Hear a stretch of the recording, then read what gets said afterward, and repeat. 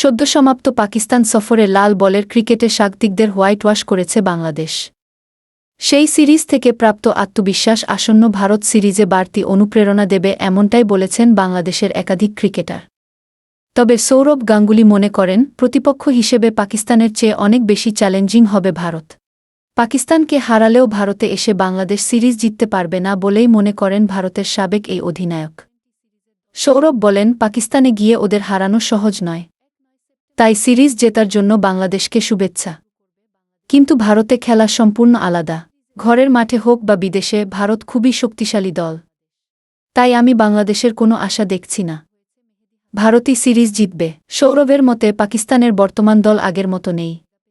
পাকিস্তান দলকে দেখে রীতিমতো চিনতে পারছেন না তিনি। বাবর আজমদের খেলা দেখেও তিনি হতাশ। তাদের ক্রিকেটের মান অনেক নিচে নেমে গেছে বলেও মন্তব্য করেছেন ভারতের সাবেক এই অধিনায়ক। তিনি বলেন, আমি পাকিস্তানে প্রতিভার অভাব দেখতে পাচ্ছি। পাকিস্তানের কথা ভাবলেই জাভেদ মিয়াঁদাদ, ওয়াসিম আকরাম, ওয়াকার ইউনুস, সাইদ আনোয়ার, মোহাম্মদ ইউসুফ, ইউনিস খানদের কথা মনে পড়ে। কিন্তু ওরা তো আর এখন জেতাতে পারবে না। প্রত্যেক প্রজন্মে ভালো ক্রিকেটার দরকার।